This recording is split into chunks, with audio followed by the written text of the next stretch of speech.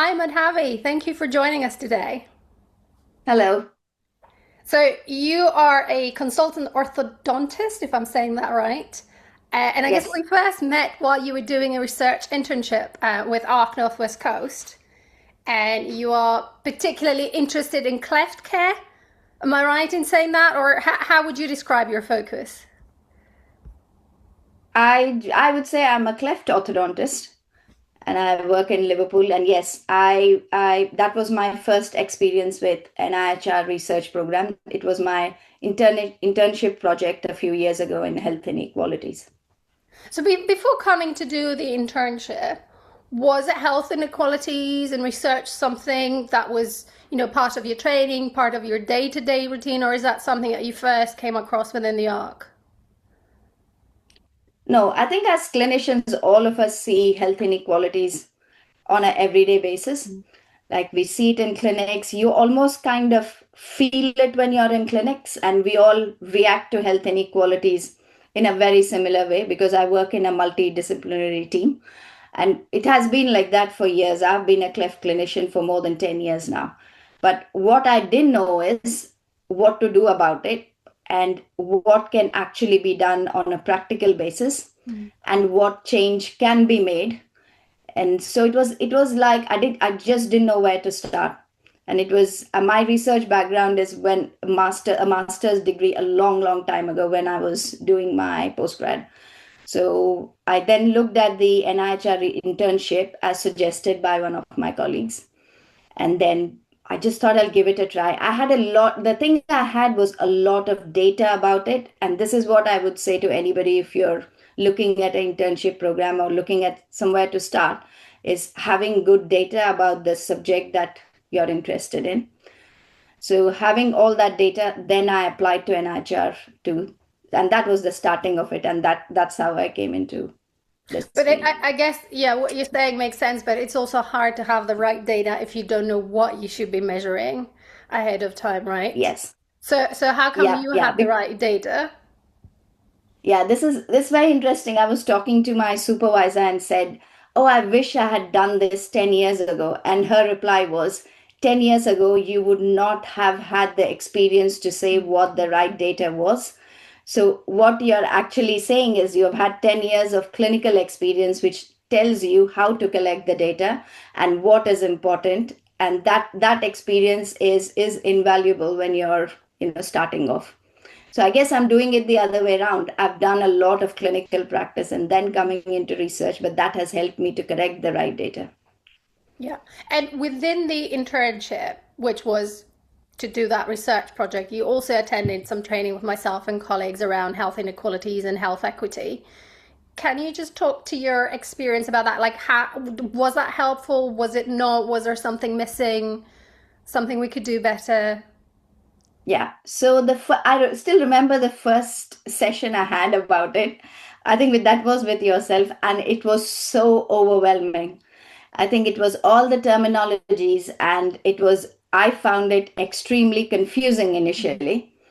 And we then had a second session, a follow up session. I think we got some time to digest that information and look at things, especially things like what I'd learned in that was something like equity lens. I had no idea what that meant.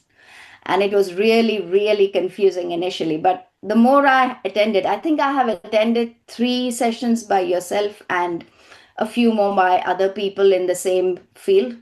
And I think every session I understand a little bit more. And it is quite a deep, it's like it takes time to understand it. So, and the session which clarified thing for me was a one-to-one session with you. So when I actually told you what my research project was specifically, and not a general discussion about health equities. And then when you were asking me questions specific to my research, it was like that, like that light bulb moment when I thought, oh, I actually didn't realize this. And one thing what I realized at the end of it, which I hadn't done appreciated previously, that you could also your research could have a positive impact, but your research could also have a negative impact, and that you have to think about that as well, which I did not appreciate till that one to one session. Yes, I think that's a question that's coming all the more for funders now? Like, are you checking whether you're potentially contributing to health inequalities rather than just reducing them, or reducing them one side, Yeah, increasing them another? And yeah, I, exactly. I take this as a massive compliment. I'm very glad I was able to be helpful, and I've heard you say this before, but I still don't know what it was that I said that made the difference. Was it so that, and I'm asking that so we can replicate it for others, what is it that made that light bulb turn on? Was it something specific that you hadn't understood that you were then able to understand? Was it because you were able to apply it more specifically, in the example that you knew of your own research, or what was it? Yeah. I think when it was a general session, I couldn't relate to it that well. Mm-hmm. But when I had my own project, because I knew my project inside out. And so when you were asking me questions and I could relate, and that's when the idea of equity lens, a negative impact, all that made sense to me. And previously, before that, when it was a very general explanation, I couldn't grasp it. So I think I needed a very specific example that I knew really well. Mm-hmm. Okay. And you attended So I training. would say that one-to-one session. Yeah. And you Sorry. attended training around equity both before and after that chat. So in terms Yes. of, attending similar workshops, I guess, similar content workshops again and again, is that helpful, that repetition, or is it something else that you were looking for, something additional that maybe you didn't get?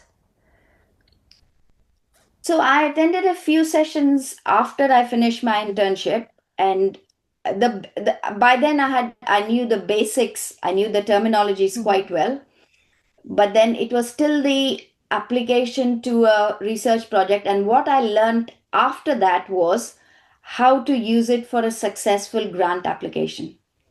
So for my second grant, which I now have, I knew exactly how to use what I had learned from my internship, but that I learned only subsequently after I Mm-hmm. did my project.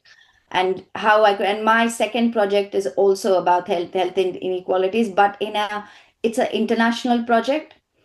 So it's a much wider, area.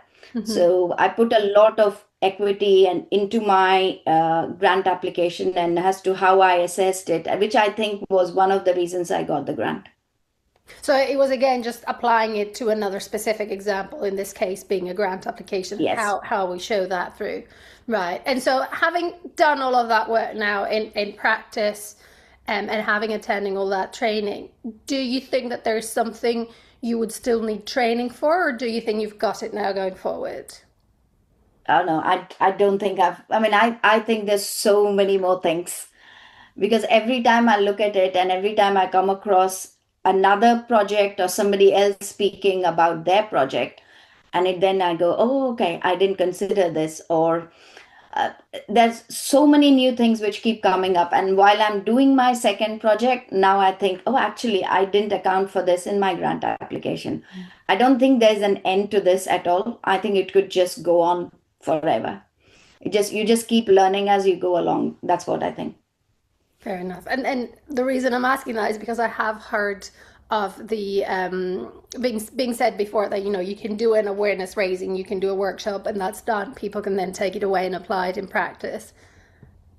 And I guess my other question is, because the experience that you had of finding things overwhelming the first time when everything was rather new, which is very common and very understandable and sensible. But a lot of people, if they have that the first time, they think, "Oh, this is too much. I can't do it." What made you persevere and do it again, and still, put yourself through it in training, but also struggle with getting your head around the concepts yourself in your work? Yeah, I think because I had data about health inequalities, and I knew I think I knew the clinical application of it and how it could change things for my patients. And that was why I thought, okay, I have to understand Mm-hmm. this. And I think if I didn't have that patient motivation, or if I didn't have that, I would probably think, why bother? But I think that led me. I thought, okay, it sounds like and it feels like it'll make a difference. I just have to put my mind to it and probably understand it in a different way. Just that first lecture about, although it's a very good introductory lecture, it is probably not the style in which I learn. Mm-hmm. I learn in a different way. I'm a very visual learner, and I need to relate it to things that I know. So once I started doing that, then I understood it much better. Sure. And having applied an equity lens in research now, has that affected your clinical practice at all? Yes, I mean, I think I was always clinically aware of these things, and but after this, now I'm thinking in a different way clinically, because I think, okay, maybe it is, like, for example, it's very easy to look at your list and see a patient not attending an appointment or was not brought repeatedly, but then there are reasons behind it. And now what I try is changing things up a bit, seeing maybe some other day of the week, or a morning or an afternoon appointment, or giving them a call before and asking whether, so they're small things, but I look at that patient interactions in a different way, and try a little bit harder now Mm-hmm. to change things. Previously, probably I would have tried once and then thought, okay, this is not working. But now I try more than one way to change things.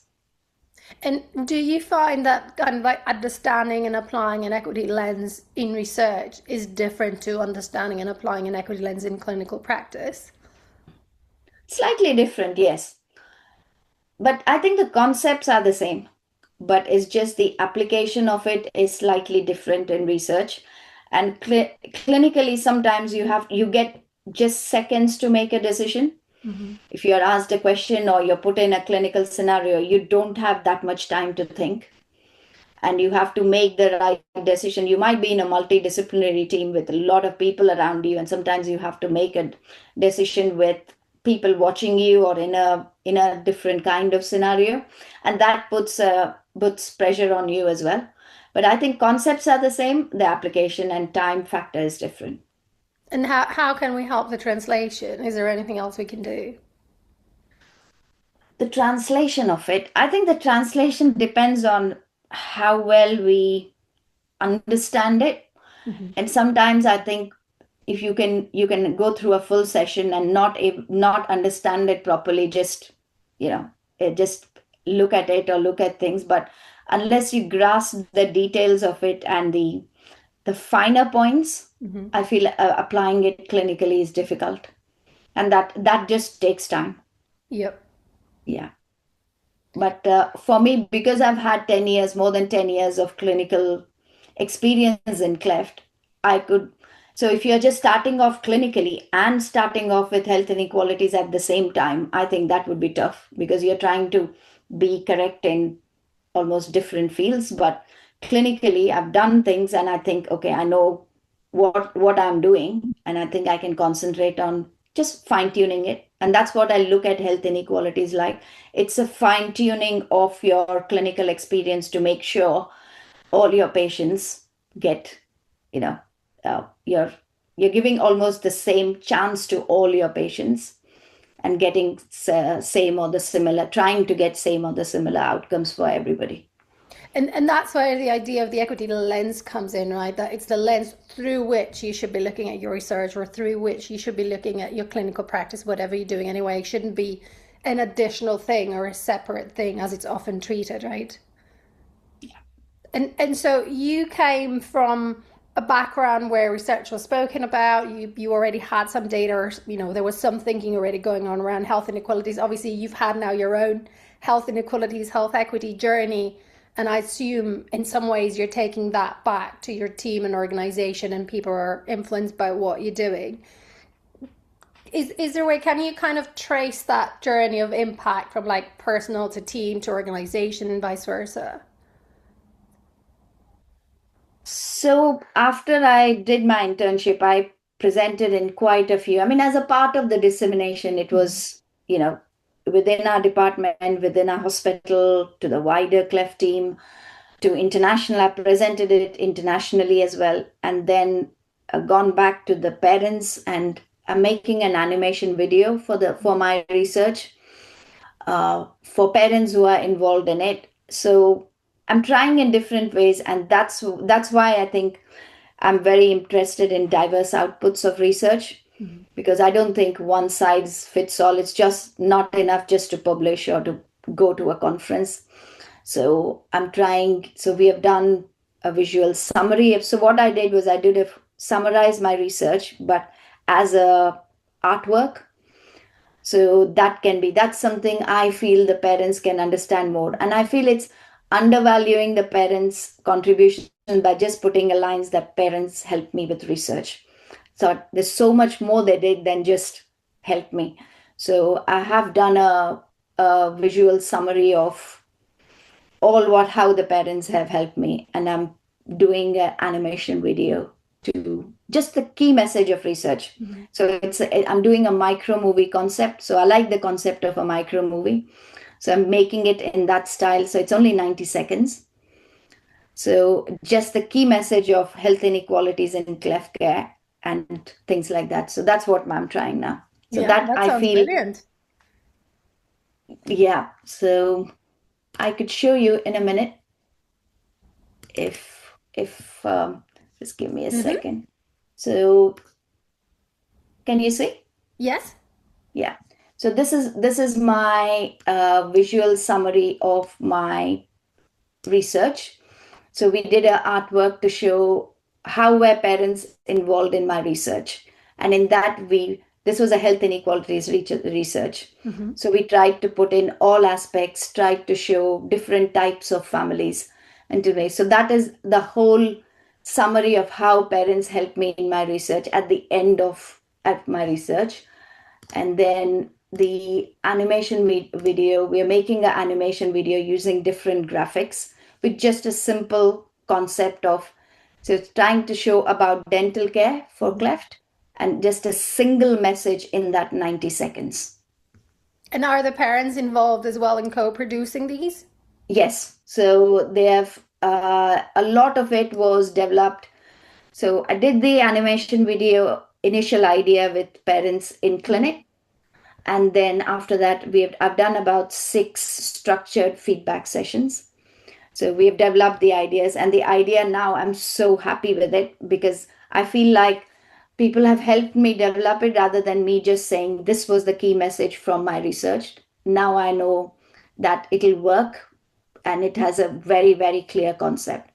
So, based on the health inequalities point of view, I don't have a voiceover, so I don't want it to be, I wanted every parent who sees it to understand it. Hmm.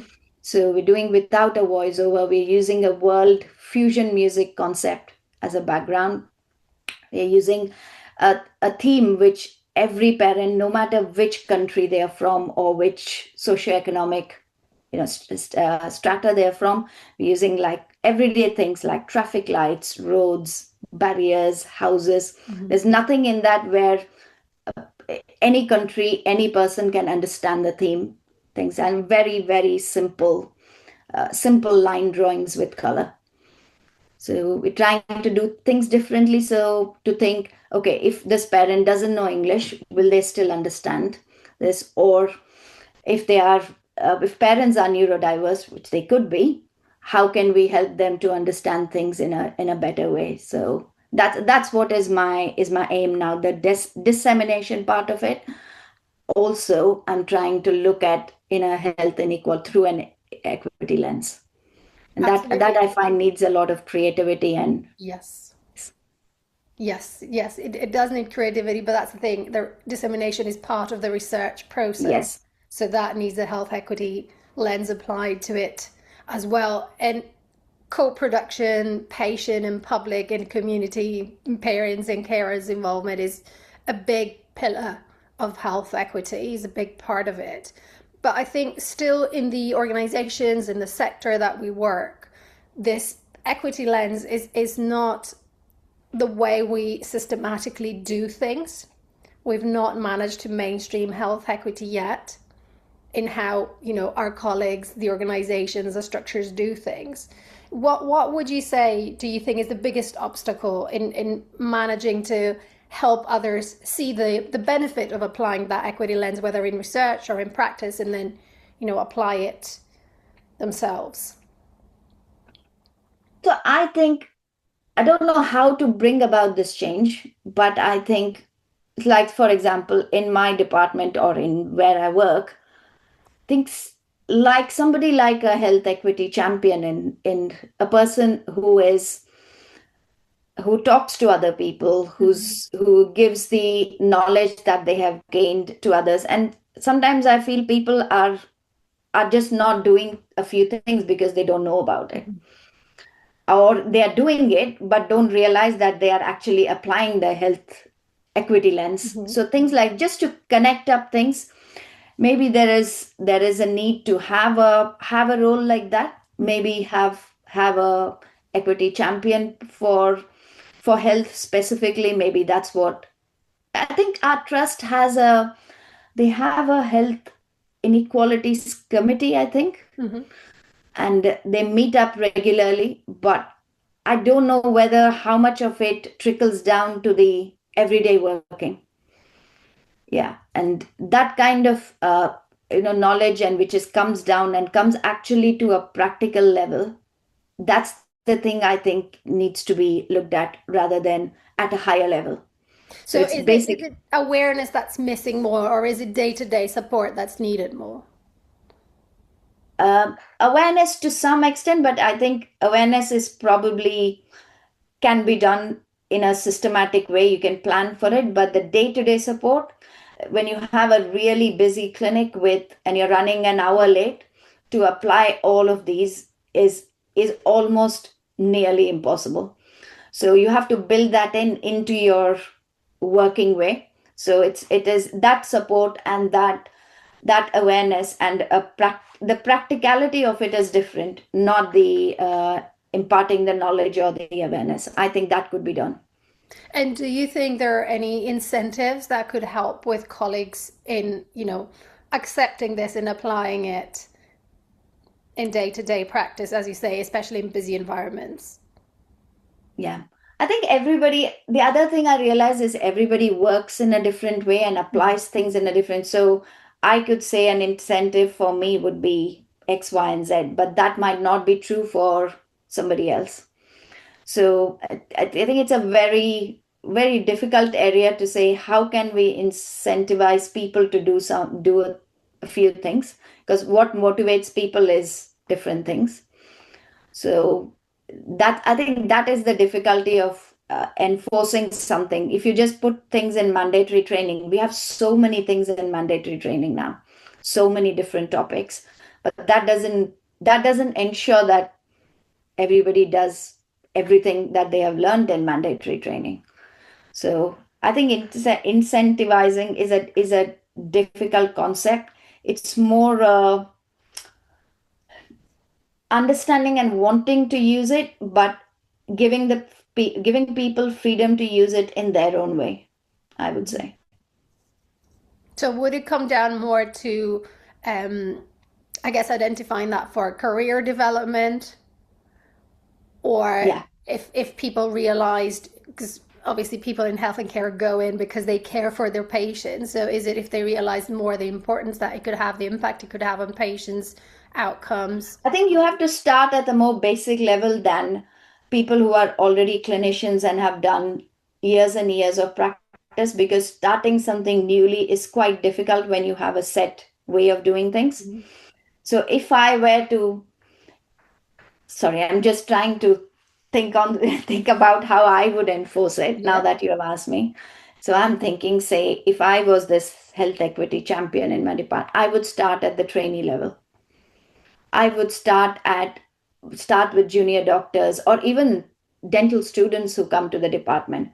I think once you inculcate something like this and a thinking like this at an earlier level, Mm. then you're more likely to get things changed. But that means the change will be there, and you can see it in a few years' time and not straight away.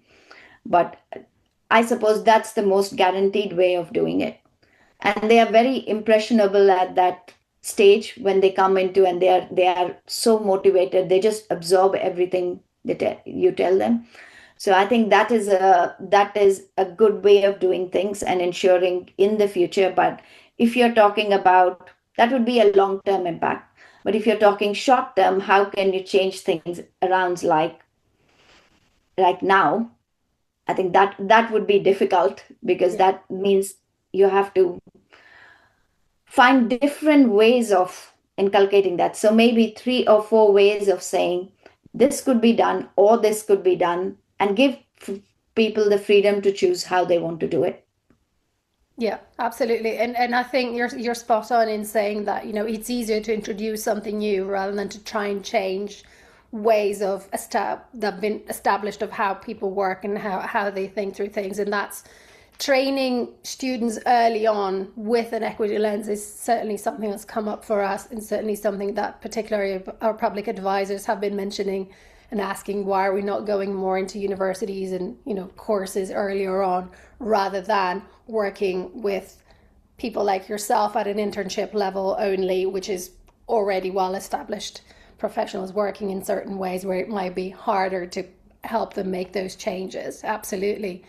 And I guess it's thank you for today. It's really helpful to understand what made a change for you and where your motivations came, because whilst we're all different, we do share similarities. So I'm sure this will be of interest to teams and organizations as well, to hear that are trying to bring about change themselves, or are trying to understand what type of training is needed at what points in time for people in this process where we're trying to mainstream an equity lens more widely. And it's certainly not a short impact, it's definitely a longer term process. But based on your, I guess, personal experience, on your experience in your organization, is there anything else you would like to share that might be useful for others trying to bring about change? I think a lot of people, especially in my workplace, are just not aware of it, and are not aware that this is actually a thing. Mm-hmm. And that I think most people in healthcare use it in some way or the other, because you can't be in healthcare without, you can't ignore it in healthcare, because you see it around you all the time. And we have and probably something like a practical thing. For example, if I say we have something called clinical governance meetings. Mm-hmm. So these are held monthly, and we discuss things like what went right, what went wrong, what could go, what could be improved. So maybe a section under that, for example, and you discuss, say, somebody who's done something in the department, a member of staff who may not even have realized that this is what they're doing, but have done something, and show good examples of working, Mm-hmm. and in a environment where you have everybody together. So these clinical governance meetings, all members of staff attend it at every level. So sharing a good example, showing. So I think probably that could be a way, because then people can relate to it, rather than somebody coming and doing a 10-minute lecture about what is health equity, and not, if they see an application of it, or if they see a fellow colleague or somebody in the department who is, who's done something about it, and how it has changed, it has made a change. So I think once people see how a change can be made, I think they'll be way more receptive to it. But I reckon most people are using it in some way or the other, even if they're not aware of the terminology of it. So probably these are the few things I would try, and see if that is. I mean, I could actually try that. There's nothing stopping me from trying all this. But I think you are asking that question has actually made me think about it. I think I was just being a bit selfish about me and my research and my clinical practice. But when you said how can it be in a department or in a workplace, I started thinking there are more ways to do this. And yeah, so yeah, I think it could be done. I could get all the junior doctors, get the trainees together, and say, okay, I want to show you something. I just need 5 minutes of your time, and see. Yeah, Yeah. that simple things. I think simple things work really really well. Yeah, absolutely. So it's that going back to that understanding within a known example and seeing it in practice, moving beyond the theory and the language, but actually seeing it put in practice and how that could be done, or is already done from colleagues that they know in a context that they know, and is not just a good case example from some faraway place where they feel, Yeah. well, things there are different. Yeah, yeah. So like we had, this was a while ago, and I still remember it. We had one of the clinicians where the patient was is very neurodiverse, refused to come to clinic, and she stayed in the car park, wouldn't come up to the thing. So the clinician just said, "Oh, if she doesn't want to come to the clinic, I'll go to the car park." So she took a nurse with her, walked down to the car park, took lights, took things with them, and they did what they had to do in the car. I mean, it was something that you could do. I mean, everything cannot be done in a car, obviously, healthcare wise. Yeah, but this was something that she just decided. That's why I say in a clinical environment, sometimes you just have to make a decision quickly, and it had such a huge impact on everybody listening to it, because I think you can relate to something like that. If a child is very anxious and very nervous and doesn't want to do something, there could be simpler or easy ways to do it and things. So I think things like that, if it is, if there are examples that are shown to people and how it can change things, that I think would work. Fantastic. Madhavi, thank you so much for your time and your No input problem. today, and best of luck with finishing off the micro movie. We very much look forward to seeing that. Thank you. Thank you. Yeah, check it. Health equi, that's the bottom line. Not just access, but a fairer design. See the social determinants, the zip code's weight. Systemic disparities that seal a person's fate. We build community well-being, block by block. Break the cycle of the disparities around the clock. For every single person a chance to be well. Yeah, for every single person a chance to be well.